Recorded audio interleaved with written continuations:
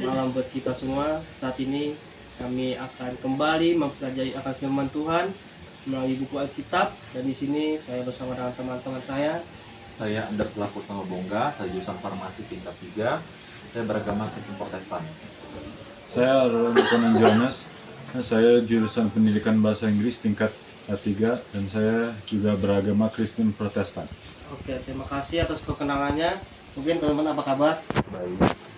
Saat Kita akan mempelajari akan firman Tuhan.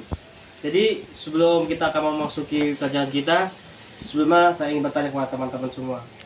Apakah teman-teman semua pernah mengalami yang namanya ketakutan? Andrea? Pernah. Conan? saya juga pasti pernah mengalami ketakutan juga. Ketika apa kamu mengalami ketakutan itu?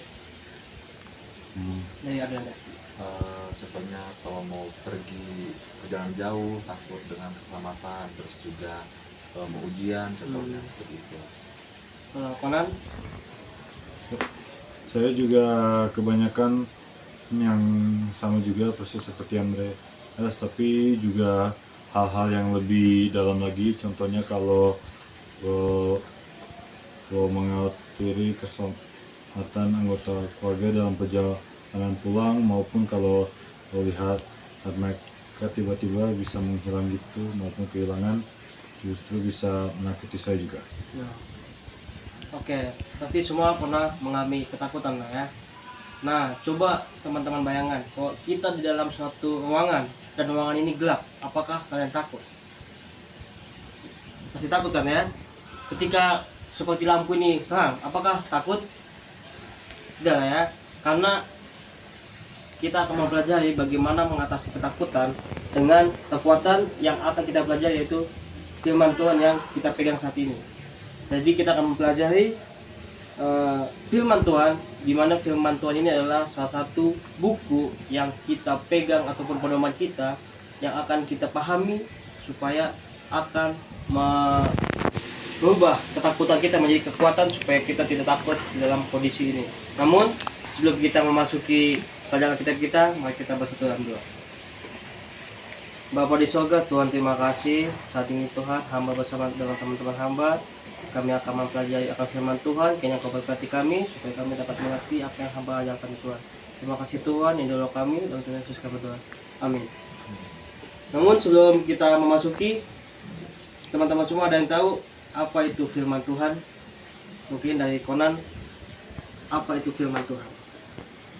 Kalau yang saya bisa jawab, firman Tuhan merupakan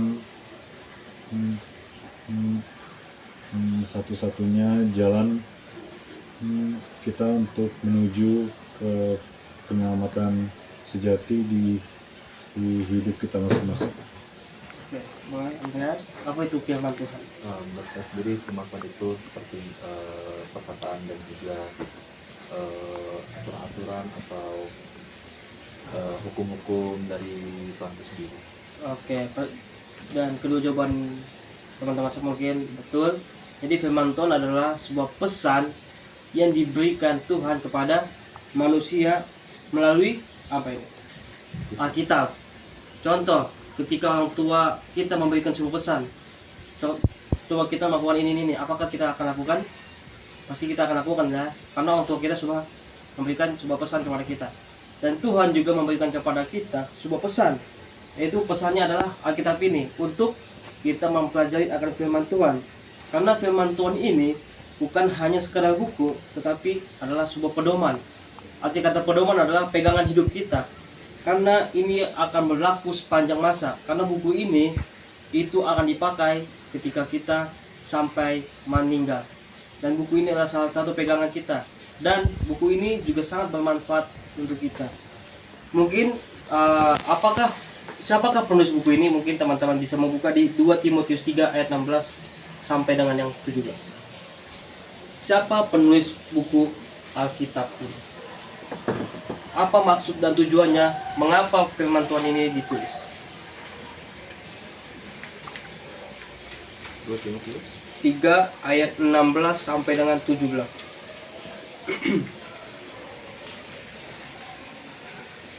Mungkin Saudara Andreas boleh dibaca. 2 Timotius 3 ayat 16 3 sampai ayat 17. 16 sampai ke 17. Seluruh kitab suci diilhamkan Allah dan bermanfaat untuk mengajar, untuk menyatakan kesalahan, untuk memperbaiki kelakuan, dan untuk mendidik orang dalam kebenaran. Dengan demikian, tiap-tiap manusia kepunyaan Allah diperlengkapi untuk setiap perbuatan baik. Nah, di ayat ini sudah jelas dikatakan bahwa segala tulisan yang diilhamkan oleh Allah itu bermanfaat. Berarti Tuhan tidak hanya menulis, tetapi dia memiliki apa? Sebuah tujuan. Apa yang dikatakan tujuannya untuk apa? Mengajar dan menyatakan, Kesalahan dan satu lagi untuk memperbaiki kelakuan, satu lagi untuk mendidik.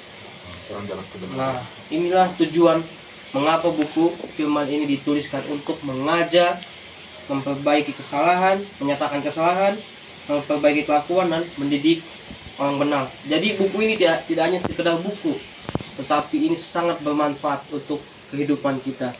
Nah, yang pertanyaan buat kita, siapa penulis Alkitab ini? Mungkin ada yang tahu teman-teman, siapa penulis Alkitab ini? Apakah ditulis oleh manusia sendiri atau orang lain?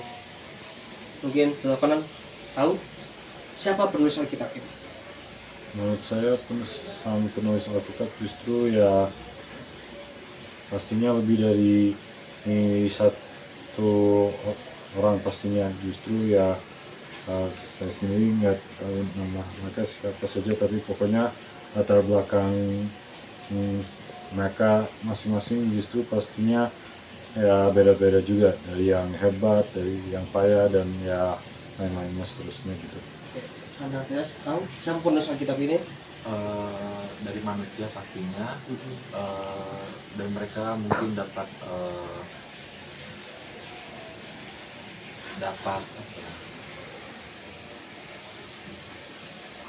perkataan atau ya mendapat perkataan lah dari Tuhan sendiri. Oke, baik. Betul dikatakan Conan, penulis Alkitab ini lebih dari satu. Di sini dikatakan Alkitab ditulis oleh lebih dari 40 orang. Bayangkan, 40 orang menulis buku Alkitab ini. Dan dalam rentan waktu 1500 tahun. Itu bukan waktu yang cukup, bukan waktu sebentar ya. 1500 tahun. Itu waktu yang cukup lama. Dan ditulis di 3 benua yang berbeda-beda. Itu ada di Asia, Afrika, dan juga di Eropa. Tetapi Yesus memiliki pesan utama. Mereka menulis ada 40, tetapi mereka cuma memiliki satu tujuan, yaitu apa? Keselamatan Yesus Kristus. Dan biasanya kalau kita lihat buku-buku penulis, pasti ada pesan-pesan yang berbeda-beda. Tetapi Alkitab memiliki banyak sekali penulis, tetapi memiliki satu pesan, yaitu menanti keselamatan dari Yesus Kristus. Nah, kita akan melihat siapa penulisnya itu. Kalau kita lihat di Kejadian sampai Ulangan, di situ dituliskan oleh Nabi Musa. Mungkin kenal kan Nabi Musa? Nah, yang kedua, buku Mazmur, Amsal, dan Pengkhotbah itu ditulis oleh Daud dan Salomo. Tahu kan Raja Salomo dan Raja Daud? Dan yang ketiga itu Yesaya dan Daniel, itu yang menulis adalah nabi-nabi. Dan yang keempat, yang menulis buku Kitab Perjanjian Baru ini, yang merah ini, yang menulis adalah rasul-rasul. Jadi, meskipun Alkitab ini ditulis oleh banyak orang, tetapi mereka menulisnya dengan bawa inspirasi oleh Yesus Kristus. Oke? Jadi, tadi siapanya yang menulis? Musa, Daud dan Salomo, para rasul dan nabi-nabi. Tadi berapa orang yang menulis Alkitab ini? Lebih dari 40. Dan ditulis sekitar berapa tahun? 1500 tahun. Dan ditulis di berapa benua? 3 benua. Apa aja? Asia, Eropa. Nah, mungkin itu yang akan kita bisa pelajari. Dan kalau kita lihat dari cerita tentang Goliat, Daud dan Goliat, mungkin Conan sudah mengetahui cerita tentang Daud dan Goliat? Tahu. Boleh kasih cerita sedikit apa tentang Daud dan Goliat itu? Goliat merupakan raksasa yang datang untuk menguasai seluruh tanah yang dimiliki oleh para manusia, tapi satu-satunya dari manusia tersebut Daud menantang Goliat untuk dia bisa lagi, untuk dia dan para manusia lain untuk bisa menjalani hidup mereka dalam damai. Dan pada akhirnya Daud sendiri berhasil mengalahkan Goliat dengan melemparkan batu ke bagian jidat dia dan menang. Oke, betul sekali katakan Conan. Daud ini adalah seorang apa? Anak muda. Dia memiliki tubuh yang sangat pendek, tetapi dia menghadapi apa? Goliat yang badannya lebih dari besar daripada dia. Tetapi apakah pada saat itu Daud takut pada Goliat? Tidak ya. Dia mengambil apa? Sebuah apa? Batu dan dilemparkan kepada Goliat. Dan di situ dimana pada saat itu Daud berada di lembah Ela, dan pada saat itu dia melawan bangsa apa? Filistin. Dan kapan itu terjadinya? Itu sama seperti sekitar 1000 sebelum Masehi, pada masa pemerintahan Raja Saul. Dan pelajaran untuk kita, mengapa Goliat tidak takut melawan mengapa Daud tidak takut melawan Goliat? Mengapa? Kenapa Daud tidak takut melawan Goliat? Padahal Daud itu memiliki tubuh yang kecil, tetapi Goliat itu badannya sangat besar, memiliki seperti raksasa. Kenapa Daud tidak takut melawan Goliat?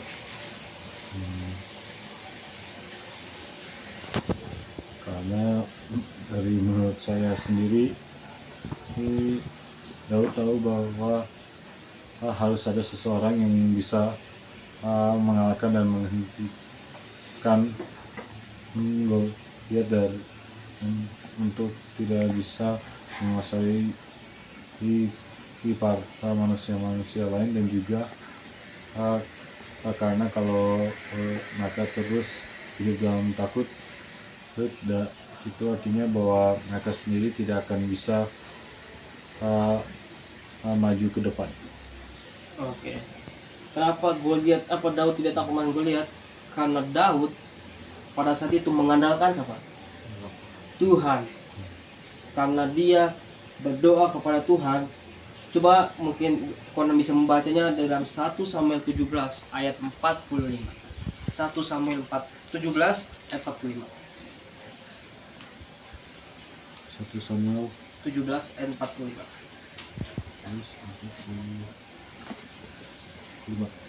Tetapi Daud berkata kepada orang Filistin itu, "Engkau mendatangi aku dengan pedang dan tombak dan lembing, tetapi aku mendatangi engkau dengan nama Tuhan semesta alam, Allah segala barisan Israel yang engkau tantang itu." Oke, apa dikatakan sini? Tetapi aku mendatangi engkau dengan nama siapa? Tuhan. Berarti pada saat itu Daud mengandalkan siapa? Tuhan. Makanya dia berani melawan Goliat. Sama seperti kita. Mungkin ketika Conan memiliki masalah, kepada siapa Conan bercerita? Apa? Contohnya Conan nih menghadapi masalah nih ya. Conan cerita kepada siapa? Siapa yang Conan andalkan? Apakah teman? Apakah orang tua? Apakah Tuhan? Apakah Conan punya cerita sendiri tentang ketika Conan sedang apa, tetapi pun Tuhan mengandalkan Tuhan? Punya cerita?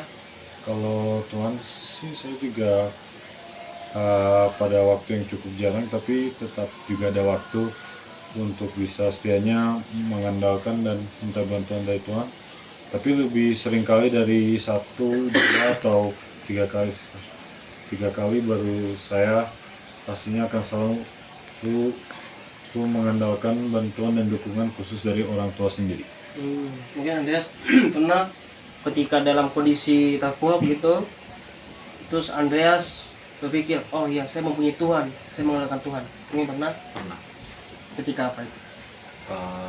Contohnya waktu itu lagi sakit DBD.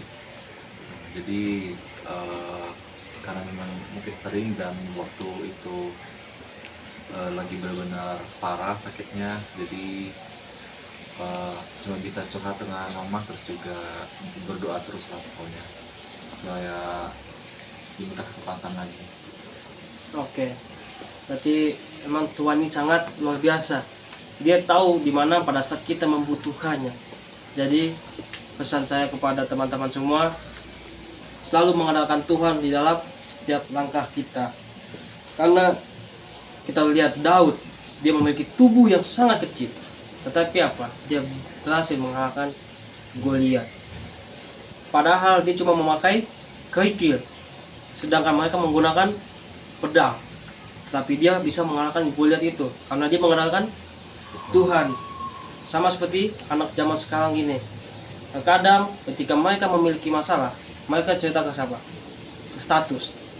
Sekarang pernah buat status? Apakah pernah sekarang punya masalah terus buat status? Pada waktu-waktu yang jarang sih pernah aja buat status, dan seringkali justru baru mereka dijawab oleh antara teman-teman ataupun anggota keluarga, orang tua, dan seterusnya. Jadi ketika kita memiliki masalah, andalkan siapa? Tuhan. Dan juga membaca apa? Firman Tuhan. Dan pertanyaan untuk kita, apakah tantangan terbesar dalam kehidupan kita saat ini? Tantangan, apakah itu ujian kah? Atau apa itu? Mungkin dari mana?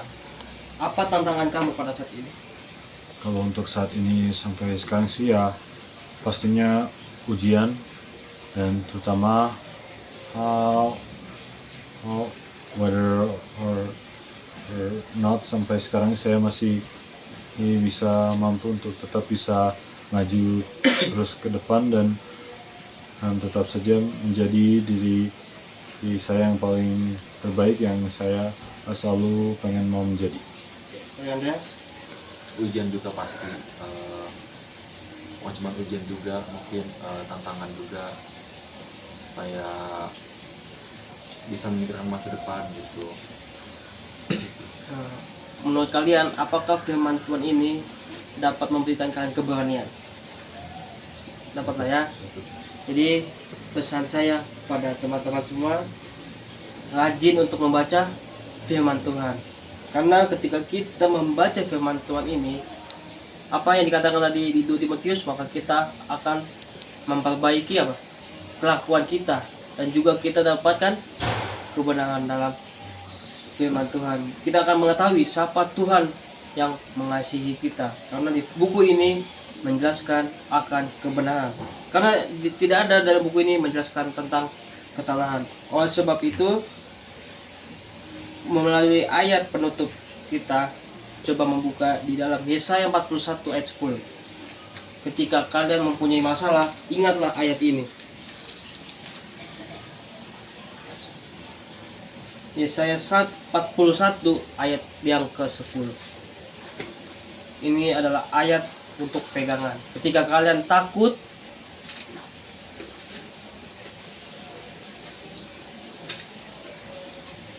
kamu Yesaya 41 ayat 10, Konan Roma 8 ayat 31.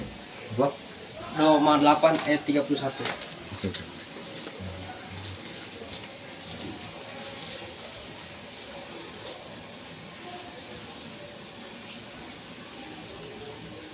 Siapa dulu mau baca?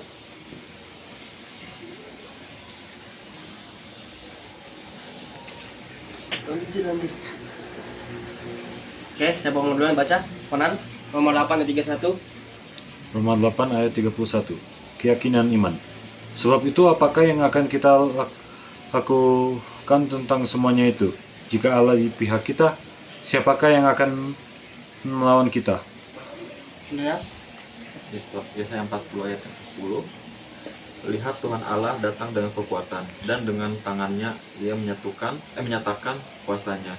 Lihat mereka yang menjadi upah jerih payahnya ada bersama dia, mereka yang diperolehnya berjalan di hadapannya. Nah, jadi ayat ini adalah satu pegangan kita. Seperti yang dikatakan di buku Yesaya tadi, janganlah takut, sebab aku menyertai engkau. Janganlah bimbang, sebab aku ini Allahmu. Seperti yang dibaca Quran tadi, jika Allah di pihak kita, siapa yang akan melawan kita? Jadi ketika kita ada di pihak Tuhan, maka jangan takut, karena Tuhan selalu menyertai kita. Ketika kita takut, maka Allah yang akan lawan takutan kita. Jadi kesimpulan dari pelajaran kita ini adalah bahwa firman Tuhan itu adalah sumber kekuatan kita, sehingga ketika kita membaca firman Tuhan ini, maka akan ada keberanian dalam kehidupan kita. Sama seperti Daud tadi, dia dapat mengalahkan rasa takutnya karena dia selalu mengandalkan Tuhan. Oleh sebab itu, sampai di sini pelajaran kita. Mungkin ada teman-teman yang ingin dibagikan sedikit apa yang telah didapat. Apa yang didapat dari pelajaran kita ini? Yang dapat harus terus berserah kepada Tuhan, terus juga kalau ada apa-apa kita bisa supaya untuk tidak takut ya, anggapannya curhatlah kepada Tuhan gitu, fokuskan kepada Tuhan gitu. Konan? Untuk saya, pastinya akan selalu takut akan Tuhan, dan untuk masalah apapun, kesulitan maupun rasa takut yang kamu atau kita sendiri yang hadapi di kehidupan kita masing-masing, maupun dari masa lalu atau untuk masa depan dan untuk masalah sekarang, kita selalunya harus bisa selalu mengandalkan kepada Tuhan, dan juga memiliki keberanian untuk juga bisa mempelajari dan baca firman Tuhan. Oke, baiklah, sampai di sini pelajaran kita. Kita berdoa. Bapa di surga, Tuhan, terima kasih kami telah mempelajari akan firman Tuhan, di mana kami telah mempelajari akan firman-Mu. Kiranya teman-teman hamba dapat mengerti, supaya mereka dapat mempelajari Alkitab, dan mereka akan mengenali kebenaran Tuhan dan mengenali siapa Tuhan yang akan mengasihi mereka. Dan pada malam ini kami mempelajari supaya kami jangan takut, karena Engkau selalu ada di pihak kami dan selalu menyertai kemanapun kami akan pergi, Tuhan. Terima kasih Tuhan, ini doa kami, dan Tuhan Yesus kami berdoa. Amin. Amin.